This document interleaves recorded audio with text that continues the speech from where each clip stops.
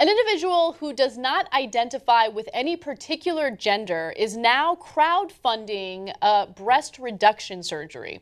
Now, before you get up in arms about this story and throw your hands in the air in frustration over all these gender issues, let me give you more details and try to keep an open mind. Now, the person is Lola Phoenix, and although that sounds like a female's name, and although it seems like she was born a female, the story's a lot more complicated. Lola Phoenix likes to be referred to as they or their. So that's what I'm going to try to do my best with in the rest of this story, although it gets confusing, so bear with me. Now, Lola is a 28-year-old American who has lived in the UK for 5 years. They identify as agender, meaning they do not feel as if they are male or female or any other form of gender. Lola says, in the same way asexual people don't experience sexual attraction, I don't experience having a gender. Now, Lola was not born the same way that most people were born. Let me give you the details on that. Lola was born with a condition called septo-optic dysplasia, or SOD, a malformation of the brain which can affect the optic nerve and the pituitary gland, which regulates hormones. In their case, SOD has left them blind in one eye and also prevents their body from producing certain hormones, including the sex hormone, estrogen, and testosterone. So Lola was basically androgynous for most of her life, especially during their schooling. And when Lola was bullied, they jumped at the chance of taking hormone therapy to, identify more as female as opposed to male. Yeah. But that ended up being disastrous, okay? So when Lola was offered hormones at the age of 12 to trigger adolescence and increase their presentation as female, Lola jumped at the chance. Lola said, I would have never admitted to being agender, even if I knew it was a concept, because I was so bullied, because I was different, and I just wanted to take hormones so I'd be left alone. But the hormone therapy led to size G breasts. And it's painful, and now that Lola doesn't identify as a female or a male, it's causing psychological damage as well as physical damage. So since Lola's living in the UK, of course, there's the National Health Service that pays for a lot of different medically necessary procedures, but unfortunately they deem this procedure to be medically unnecessary. So as a result, Lola has gone to YouCaring, which is one of those crowdfunding sites, to get donations to help her pay for breast reduction surgery.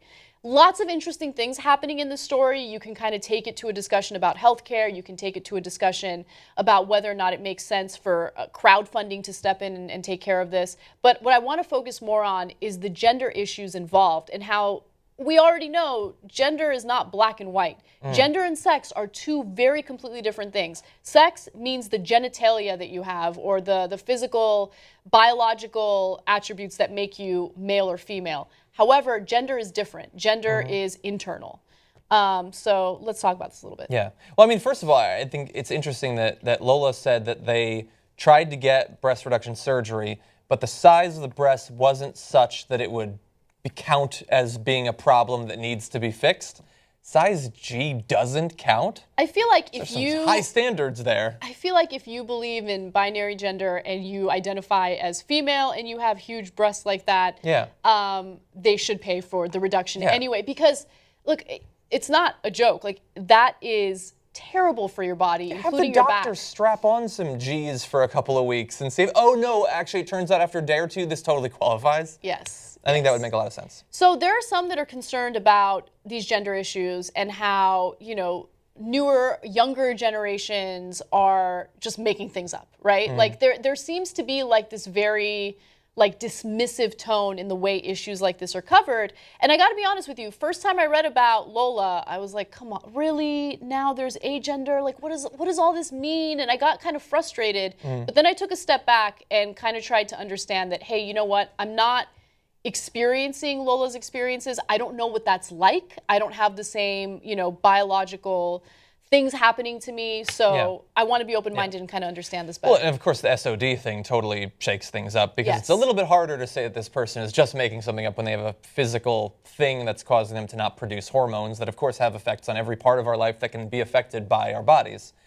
Yeah, and so the sort of people who are probably already typing madly that the world has gone crazy and our moral fiber is decaying because of people like Lola or whatever, should bear that in mind, that this is a very particular case involving hormone problems. But certainly people who identify as agender for any number of different reasons aren't limited to people with something like SOD. There are a lot of people who don't have any hormonal issues whatsoever and just either don't identify cleanly with one or the other, or don't identify with any, or identify with something not included in the current. There's like 10 different ways that you can identify as agender. And I mean, I don't. And so I can't imagine what that would be like.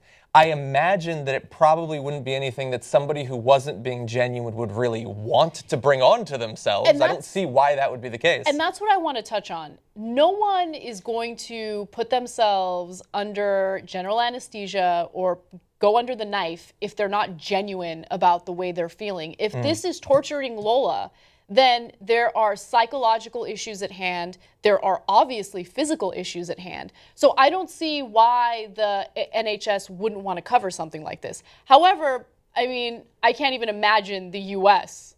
covering something like this. No, well, obviously they have a far different... They have a different healthcare system, yes. Yeah, but I will say that maybe this is more controversial, but I feel this way more and more as more and more stories like this, not about this topic, but in this sort of realm come out. My overall stance is I don't care. And understand that when I say I don't care, I don't mean I don't care, so screw you. I mean the exact opposite of that. I don't care, and I hope that you are treated with all the respect that every human being is due, but I don't personally, unless I know you, I'm not that interested in your sexuality or your identification. And I would argue that I have the exact same relationship with Lola that she has with me. She don't care about my sexuality or my identification. Right. She should be treated like every human, with dignity. And if she needs a medical procedure, or if they need a medical procedure, they should be given it. Sorry if I slip up with pronouns. But in general, aside from that, people expressing this sort of experience can help out other people who are going through it. So like my response when Miley Cyrus comes out with something about her gender, I don't give a fuck what her gender identification is because I don't know her and I don't really care about her. Yeah. If it helps other people, then it's good that she's expressing it. But I don't have to personally invest any more mind power than I already have. Yeah. Like other people I don't know have their life and they should be treated well and go have your life. I get that. I totally agree with you in that it's helpful for those who are going through something similar and they feel like there's a voice out there that can represent them. So that's good. But also, I think these stories are important for people who don't have to deal with the same problems because it helps you understand the world around you a little better. Like I knew a little bit about like the agender community, but I didn't know much. And stuff like this kind of forces you, if you're, curious in any way, shape, or form, to kind of dig deeper and understand people who are going through things that you couldn't even fathom. And that's good because one thing that's missing in society right now is definitely empathy, right? And so I wish that stories like this would lead to more empathy. They rarely do, but at least we're understanding something that we haven't really understood before. Yeah. If I can expand a little bit briefly on what I mean, because I think some people are dead set on purposefully misunderstanding what you say when you speak on the internet. When I say that I don't care, and I'll even go farther and say that I don't think most people should care, I'm not saying people who care about that person shouldn't care. I'm saying people who work themselves up into a fury and go on their Christian podcast and talk about how these are terrible people, they shouldn't care. And generally, I think that our valuation of people, to the extent that it is influenced by our thoughts about their sexuality or gender, it should be a far, far smaller part of our total evaluation of that person. Is this person a good person? Is this person a curious person? Do they do good things for the world? Like their sexuality should be the 50th thing that you form an opinion on a person based on. And maybe if that's where we were at, then you wouldn't have problems getting a breast reduction that you desperately need. Or you would, like the problems that Caitlyn Jenner was dealing with, when those problems shouldn't exist. And if we didn't care as much about other people's sexuality, then perhaps they wouldn't. But no, people who are influenced in a lot of cases by religion and have a lot of self-shame and want to put that shame on other people, they'll get mad about any kind of thing that diverges from their own personal experience. Yeah, and it's also fear of the unknown, like not understanding the issue and then not wanting to dig deeper, so you just kind of dismiss it as something ridiculous. But it's not ridiculous. This is someone's life, and it's what they identify as and something that they're coping with.